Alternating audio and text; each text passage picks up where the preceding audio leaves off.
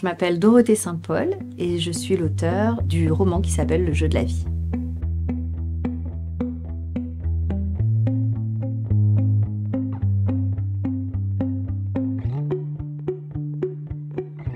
J'ai un doute entre Belle Amie de Maupassant. Je découvrais l'opportunisme d'un homme qui gravit la société aussi bien avec les femmes que dans le milieu professionnel. Et avec Jane Eyre de Charlotte Brontë.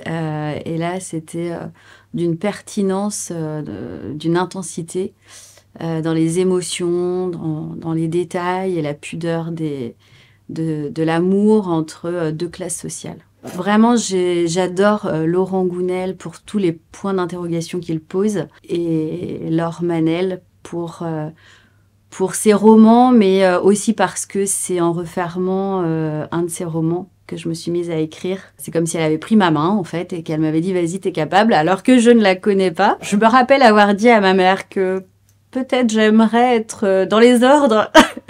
Et elle m'a dit « T'es encore trop jeune pour savoir ». Donc effectivement, j'étais un peu trop jeune, ça m'est passé. J'ai gardé la foi, mais pas le projet. Et ensuite, j'ai été très attirée par le monde de mes grands-parents qui étaient agriculteurs. Je crois que j'avais déjà ce côté contemplatif. Ça m'est revenu il n'y a pas très longtemps. Je devais être en CM1 dans la classe de Monsieur Chenet. J'ai très bon souvenir avec cet instituteur. On avait un début d'histoire et il fallait inventer la fin pour un concours. Et c'était l'histoire de deux bandits. Alors, j'ai pas souvenir de l'histoire, mais je me rappelle m'être laissée porter par ce que j'écrivais en fait.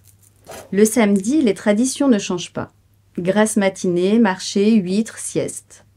La journée est tracée d'avance comme un rituel rassurant. Pourtant, il paraît pathétique ce matin. Victoire a la gueule de bois, mais pas pour les mêmes raisons que la semaine passée. Elle s'est couchée bouleversée par les confidences de Janice, et ses pensées l'obsèdent encore ce matin. Comment peut-on être si proche des personnes sans connaître leur véritable histoire?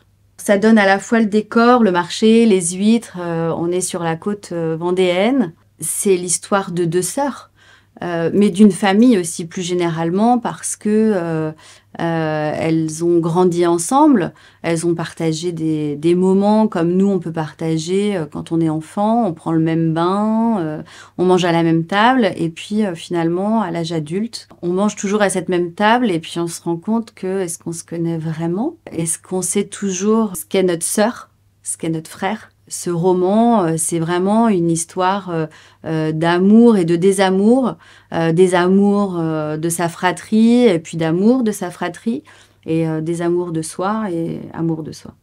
Un moment solitaire où j'ai ri en même temps que je faisais rire mes personnages et j'ai pleuré quand mes personnages pleuraient. Et en fait, j'ai trouvé ça hyper fort.